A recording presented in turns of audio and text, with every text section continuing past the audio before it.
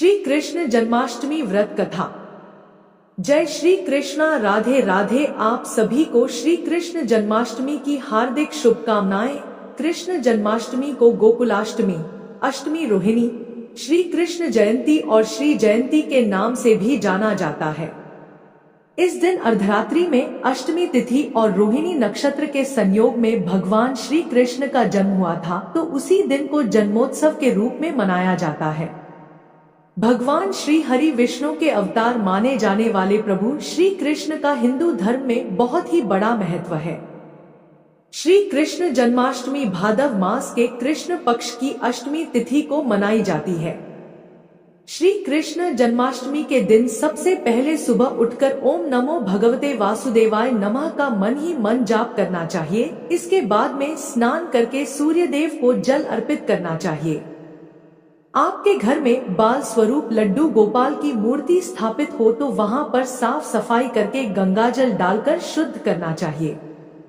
इसके बाद में अशोक की पत्ती, फूल माला, सुगंध इत्यादि चीजों से वहां पर खूब सजाना चाहिए और साथ ही इस जगह पर छोटे छोटे खिलौने भी रखने चाहिए और पालना भी लगाना चाहिए। प्रसन्न मन के साथ श्री हरि का कीर्तन करें और व्रत रखें। संभव हो तो निराहार अथवा फल आहार व्रत रखें और फिर शाम के समय भजन कीर्तन करें, पूजन करें। और अर्धरात्रि को जब भगवान श्री कृष्ण का जन्म हो जाता है तो सबसे पहले थाली बजाए, उसके बाद में कृष्ण भगवान को पंचामृत से स्नान कराए। प्रभु को पकवान, माखन, मिश्री आदि चीजों का भोग लगाना चाहिए। साथ में तुलसी दल भी अवश्य अर्पित करें। अपने परिवार की सुख शांति की मंगल कामना करें और फिर उस प्रसाद को घर के लोगों में, आस पड़ोस में बांट देना चाहिए। मान्यता है कि जन्माष्टमी पर श्री कृष्ण के बाल स्वरूप की पूजा करने से हर दुख, दोष और दरिद्रता दूर हो जाती है और भगवान श्री कृष्ण के आशीर्वाद से घर में सुख समृद्धि का आगमन होता है। तो आइए अब सुनते हैं श्री कृष्ण जन्माष्टमी व्रत कथा। बोलो कृष्ण कन्हैया की जय हो। स्कंद पुराण के अनुसार द्वापर युग की बात है। उन दिनों मथुरा में उग्रसेन नाम के एक राजा हुआ करते थे। उनका पुत्र था कंस और पुत्री थी देवकी। राजा उग्रसेन स्वभाव से बहुत ही सीधे साधे थे। यही वजह थी कि उनके पुत्र कंस ने उनका राज्य हड़प लिया और स्वयं मथुरा का राजा बनकर बैठ गया। कंस अपनी बहन देवकी से बहुत ही स्नेह करता था। देवकी का विवाह वासुदेव से तय हो गया। जैसे ही देवकी और वासुदेव का विवाह संपन्न हुआ तो उसके बाद में कंस स्वयं अपने रथ को हाँकते हुए अपनी बहन को ससुराल छोड़ने के लिए रवाना हो गए।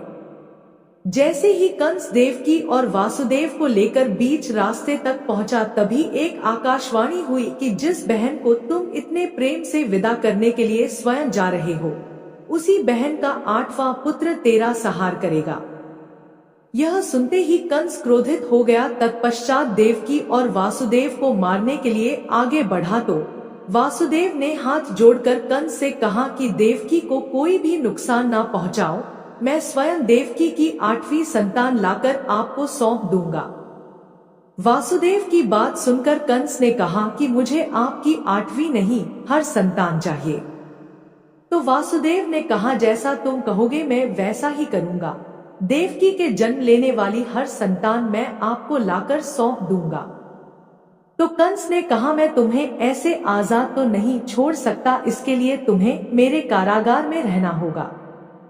यह कहकर कंस देवकी और वासुदेव को अपने साथ वापस ले आया और कारागार में डाल दिया।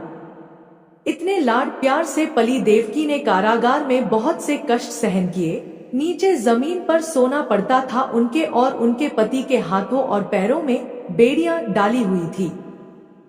जब वह गर्भवती होती तो उनके लिए यह सब कुछ बहुत ही असहनीय हो जाता। अपना और वासुदेव का हाल देखकर कभी कभी देवकी रोने लगती तो वासुदेव उन्हें समझाते कि जैसे ही तुम्हारी 8वीं संतान का जन्म हो जाएगा तो हम उसे कंस को सौंप कर चले जाएंगे। कारागार में ही देवकी ने अनेक कष्टों को सहन करते हुए 7 संतानों को जन्म दिया और कंस ने सभी को एक एक करके मार दिया। अब कंस को इंतजार था देवकी की 8वीं संतान का। जैसे ही देवकी फिर से गर्भवती हुई तब कंस ने कारागार का पहरा और भी कड़ा कर दिया। इस तरह देवकी के 9 महीने पूरे हो गए। तब भाद्रपद माह के कृष्ण पक्ष की अष्टमी तिथि को रोहिणी नक्षत्र में भगवान श्री कृष्ण का जन्म हुआ था। भगवान श्री कृष्ण का जन्म होते ही विष्णु भगवान ने वासुदेव को दर्शन देकर कहा कि मैंने स्वयं तुम्हारे यहाँ पुत्र के रूप में जन्म लिया है। वासुदेव ने हाथ जोड़कर आंखों में आंसू भरकर भगवान श्री हरि विष्णु जी से कहा, आपने मेरे यहाँ जन्म लिया, यह मेरे लिए सौभाग्य की बात है। लेकिन जैसे ही मेरे साले कंस को इस बात का पता चलेगा तो वह इस बालक को मार देगा। हे प्रभु, देवकी ने एक एक करके अपनी 7 संतानों को खो दिया है। अब यह उसकी 8वीं संतान है। मुझसे उसका यह दुख देखा नहीं जाता। तो वासुदेव की बात सुनकर भगवान श्री हरि विष्णु बोले कि अब तुम्हें डरने की कोई जरूरत नहीं है। अब तुम ऐसा करो, वृंदावन जाकर अपने मित्र नंद बाबा के घर पर अपने बच्चे को छोड़ आओ। और नंद बाबा के घर यशोदा जी ने एक कन्या को जन्म दिया है, उस कन्या को लाकर कंस को दे देना। भगवान श्री हरि विष्णु की बात सुनकर वासुदेव बोले कि हे प्रभु, मैं बाहर कैसे जाऊं, इतना कड़ा पहरा है और दरवाजे पर ताले लगे हुए हैं। भगवान विष्णु ने कहा कि तुम्हें डरने की कोई जरूरत नहीं है, तुम अपने बालक को उठाओ और चलो, जैसा मैंने कहा है तुम वैसा ही करो। यह कहकर विष्णु भगवान वहां से अंतर्ध्यान हो गए। तो वासुदेव ने भगवान श्री हरि विष्णु के कहे अनुसार अपने बालक को उठाया और जैसे ही टोकरी में रखकर दरवाजे पर आए तो ताले अपने आप खुल गए। सारे द्वार खुलते चले गए और द्वार पर जो पहरेदार खड़े थे वह सारे के सारे मूर्छित हो गए। वासुदेव ने टोकरी अपने सर पर रखी और वृंदावन की ओर चल पड़े। कहते हैं कि उस समय यमुना नदी को पार करना बहुत ही मुश्किल था, क्योंकि यमुना नदी पूरे उफान पर थी। बारिश हो रही थी और बिजली कड़क रही थी, तो वासुदेव को बहुत ही डर लग रहा था। वह सोच रहे थे कि इतना नन्हा सा बालक और ऊपर से इतनी बरसात हो रही है, इसका ना जाने क्या होगा। परंतु कृष्ण कन्हैया को क्या हो सकता था, क्योंकि उनकी रक्षा तो भगवान श्री हरि विष्णु ने स्वयं की थी। बहुत सी कठिनाइयों से वासुदेव ने उस नदी को पार किया और नंद बाबा के घर पहुंच गए। वहां पहुंचकर वासुदेव ने देखा कि यशोदा मैया गहरी नींद में सो रही थी और उनकी बेटी पास के पालने में झूल रही थी। फिर क्या था, वासुदेव ने अपने बेटे को वहां पर सुलाया और यशोदा की बेटी को लेकर वहां से मथुरा वापस लौट आए। जैसे ही वासुदेव वापस आए तो सारे पहरेदार नींद से जाग गए और ताले फिर से लग गए। किसी को कुछ भी पता नहीं चला कि रात को क्या हुआ था। सुबह होते ही जैसे ही कंस को देवकी की 8वीं संतान के बारे में पता चला तो वह बहुत ही खुश हुआ और कारागार पहुंच गया। कारागार में पहुंचकर कंस ने वासुदेव से उनकी 8वीं संतान को मांगा। तो देवकी अपनी 8वीं संतान को देने के लिए मना करने लगी और बुरी तरह से करुण विलाप करने लगी। लेकिन कंस पर इसका कोई भी असर नहीं हुआ। उसने जबरदस्ती उनकी संतान को छीन लिया। देखा तो 8वीं संतान तो कन्या थी। फिर भी कंस उसे गुस्से में जमीन पर पटकने लगा। तभी वह माया रूपी कन्या आसमान में पहुंचकर बोली कि रे मूर्ख, मुझे मारने से कुछ नहीं होगा, तेरा काल तो पहले ही वृंदावन पहुंच चुका है, वह बहुत ही जल्द तेरा अंत करेगा। यह सुनकर कंस ने अपने सैनिकों को आदेश दिया कि वृंदावन में जाकर पता लगाओ कि आज रात को किसके यहाँ संतान ने जन्म लिया है। सैनिकों ने पता लगाकर कंस को बताया कि नंद के यहाँ यशोदा ने एक पुत्र को जन्म दिया है। यह जानकर कंस ने नंद यशोदा के बालक को मारने के लिए हर नाकाम कोशिश की, लेकिन कृष्ण कन्हैया का बाल भी बांका नहीं कर पाए। इस तरह से कृष्ण कन्हैया समय के साथ बड़े होते चले गए और वे युवा अवस्था तक पहुंच गए। बचपन से लेकर युवावस्था तक कृष्ण कन्हैया ने अनेकों लीलाएं की थी। अपने बचपन में कृष्ण कन्हैया अपनी यशोदा मैया को बहुत ही प्रेम करते थे। अपने दोस्तों के साथ मिलकर दूध, मक्खन और दही की मटकियां फोड़ देते थे। यह देखकर यशोदा मैया कृष्ण कन्हैया पर झूठ मूठ का गुस्सा दिखाती थी, क्योंकि वह भी अपने लल्ला से बहुत ही प्यार करती थी। अगर कृष्ण कन्हैया थोड़ी देर के लिए भी यशोदा मैया की आंखों से ओझल हो जाते तो यशोदा मैया परेशान हो जाती और कान्हा को जोर जोर से आवाजें लगाने लगती। इसी तरह अनेकों शैतानियों के साथ कृष्ण कन्हैया बड़े हो चुके थे। एक बार कृष्ण और बलराम उस स्थान पर पहुंचे जहां पर कंस द्वारा प्रसिद्ध धनुर्यज्ञ आयोजित किया जाना था। तो कंस की शक्ति को प्रदर्शित करने के लिए एक विशाल धनुष को वहां पर रखा गया था। धनुष को देखते ही कृष्ण कन्हैया उसको लेने के लिए आगे बढ़े, लेकिन सैनिकों ने उन्हें रोक दिया। यह देखकर कृष्ण कन्हैया को गुस्सा आ गया और वे सैनिकों को बुरी तरह से पीटने लगे और सारे सैनिकों को वहां से भगा दिया। और फिर मंच पर चढ़कर वह भारी धनुष अपने हाथ पर धारण किया और उसे उठा दिया। फिर धनुष तो गड़गड़ाहट की आवाज के साथ टूट गया। वो आवाज इतनी जोर की थी कि मीलों दूर बैठे कंस के कानों तक पहुंच गई। तो इस ध्वनि से कंस को पता चल चुका था कि देवकी का 8वां पुत्र कृष्ण आ गया है और मेरा अंत समय निकट है। यह सोचकर कंस बहुत ही भयभीत हो गया। फिर भी कंस ने एक विशाल सेना कृष्ण को मारने के लिए भेजी, लेकिन कंस की सेना हार गई। इसी तरह भगवान श्री कृष्ण ने कंस का वध किया और मथुरा को कंस के अत्याचारों से मुक्त किया। कहा जाता है कि जन्माष्टमी के दिन कृष्ण जन्म की इस कथा को सुनने से जन्म जन्मांतर के सभी पाप नष्ट हो जाते हैं और जीवन में सुख सौभाग्य की प्राप्ति होती है। अब आइए श्रवण करते हैं दूसरी कहानी, जिसे सुनने मात्र से सुख समृद्धि की प्राप्ति होती है। सुदामा, जो कि भगवान श्री कृष्ण के खास और प्रिय मित्र थे। भगवान श्री कृष्ण और सुदामा की मित्रता एक मिसाल थी। बचपन के दिनों में भगवान श्री कृष्ण ने सुदामा को वचन देते हुए कहा था कि मित्र, तुम जब भी संकट में पड़ना तो मुझे याद करना, मैं दौड़ा चला आऊंगा और अपनी मित्रता बखूबी निभाऊंगा। इस तरह बाल्यकाल में कृष्ण, बलराम और सुदामा एक साथ पढ़ते हुए बड़े हो गए। लेकिन एक समय ऐसा आया कि श्री कृष्ण जी द्वारिका के राजा बन गए और उनके मित्र सुदामा गरीब हो गए और सुदामा के लिए तो एक समय के भोजन की व्यवस्था करना भी कठिन हो गया था। सुदामा अपने परिवार का लालन पालन करने में बिल्कुल भी असमर्थ हो गए थे।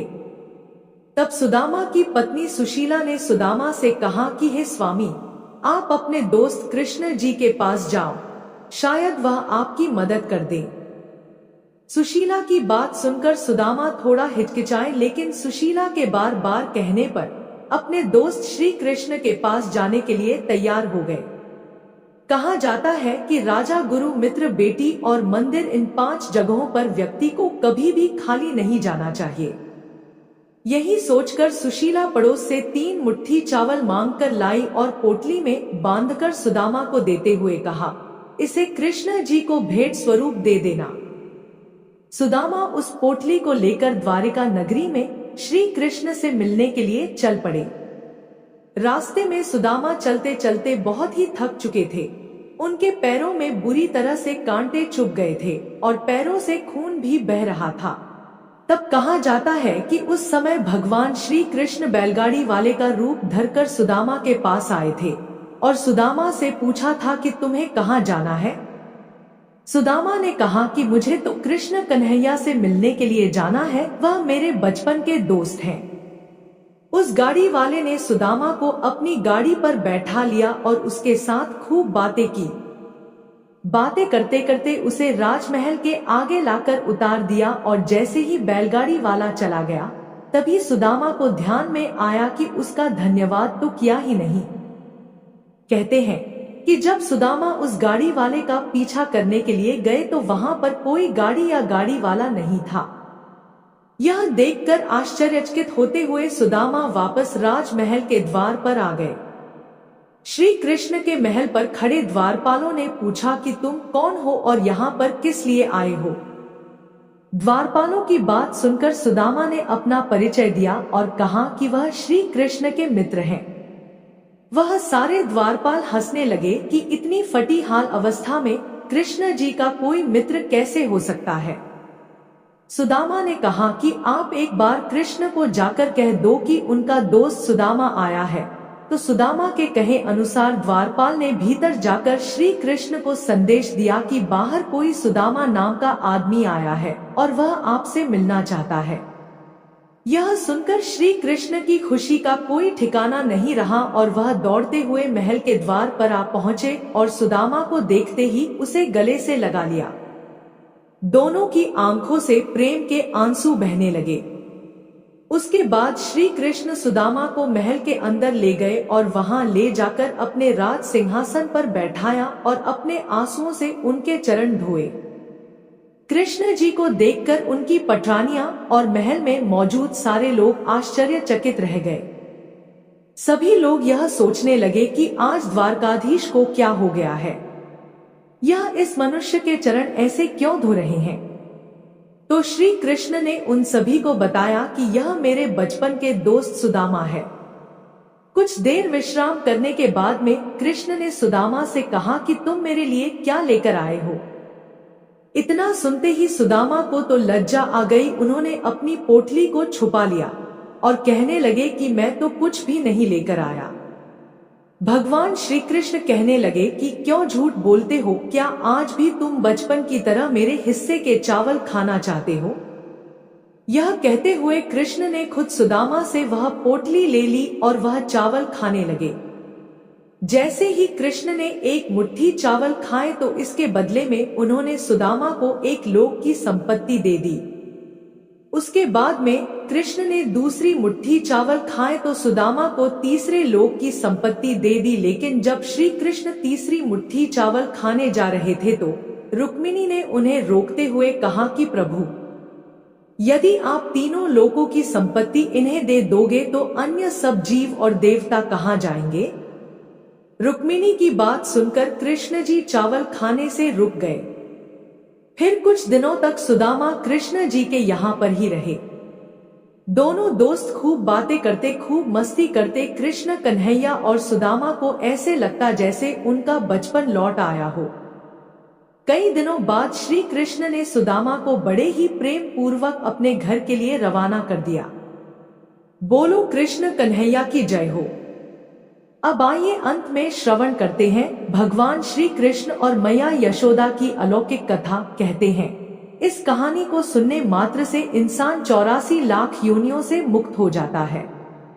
एक बार यशोदा मैया प्रभु श्री कृष्ण के उलाहनों से तंग आ गई और छड़ी लेकर श्री कृष्ण की ओर दौड़ी। जब प्रभु ने अपनी मैया को क्रोध में देखा तो वह अपना बचाव करने के लिए भागने लगे। भागते भागते श्री कृष्ण एक कुम्हार के पास पहुंचे। कुम्हार तो अपने मिट्टी के घड़े बनाने में व्यस्त था, लेकिन जैसे ही कुम्हार ने श्री कृष्ण को देखा तो वह बहुत प्रसन्न हुआ। कुम्हार जानता था कि श्री कृष्ण साक्षात परमेश्वर हैं। तब प्रभु ने कुम्हार से कहा कि कुम्हार जी, आज मेरी मैया मुझ पर बहुत क्रोधित है।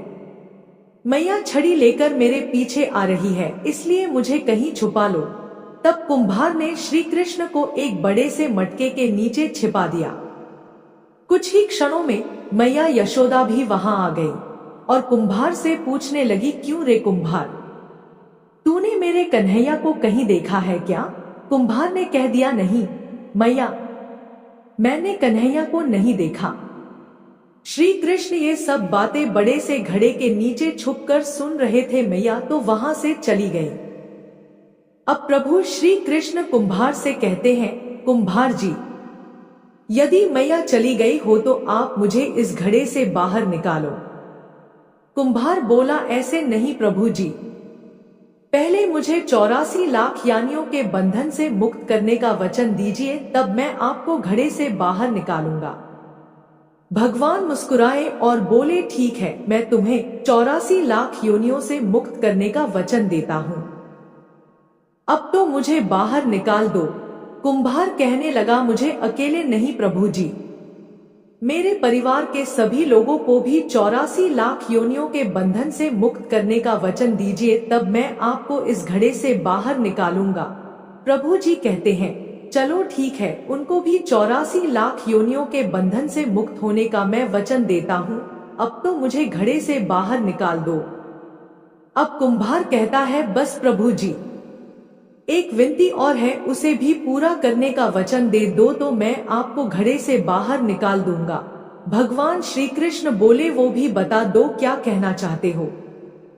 कुंभार कहने लगा, प्रभु जी, जिस घड़े के नीचे आप छुपे हो उसकी मिट्टी मेरे बैलों के ऊपर लाद के लाई गई है। मेरे इन बैलों को भी 84 के बंधन से मुक्त करने का वचन दो। भगवान ने कुंभार के प्रेम पर प्रसन्न होकर उन बैलों को भी 84 के बंधन से मुक्त होने का वचन दिया। प्रभु बोले, अब तो तुम्हारी सब इच्छा पूरी हो गई, अब तो मुझे घड़े से बाहर निकाल दो। तब कुंभार कहता है, अभी नहीं भगवान, बस एक अंतिम इच्छा और है, उसे भी पूरा कर दीजिए, और वो ये है कि जो भी प्राणी हम दोनों के बीच के इस संवाद को सुनेगा उसे भी आप 84 लाख योनियों के बंधन से मुक्त करोगे। बस यह वचन दे दो तो मैं आपको इस घड़े से बाहर निकाल दूंगा। कुंभार की प्रेम भरी बातों को सुनकर प्रभु श्री कृष्ण बहुत खुश हुए और कुंभार की इस इच्छा को भी पूरा करने का वचन दिया। फिर कुंभार ने बाल श्री कृष्ण को घड़े से बाहर निकाल दिया और उनके चरणों में साष्टांग प्रणाम किया। प्रभु जी के चरण धोए और चरणामृत पिया। अपनी पूरी झोंपड़ी में चरणामृत का छिड़काव किया और प्रभु जी के गले लगकर इतना रोए कि प्रभु में ही विलीन हो गए। जरा सोच करके देखिए, जो बाल श्री कृष्ण 7 कोस लंबे चौड़े गोवर्धन पर्वत को अपनी कनिष्ठ अंगुली पर उठा सकते हैं, तो क्या वो एक घड़ा नहीं उठा सकते थे? लेकिन बिना प्रेम रीझे नहीं नटवर नंद किशोर। कोई कितने भी यज्ञ करे, अनुष्ठान करे, कितना भी दान करे, चाहे कितनी भी भक्ति करे, लेकिन जब तक मन में प्राणी मात्र के लिए प्रेम नहीं होगा, प्रभु श्री कृष्ण मिल नहीं सकते। जय जय श्री राधे कृष्णा। अगर वीडियो पसंद आई तो हमारे चैनल को सब्सक्राइब करें। धन्यवाद।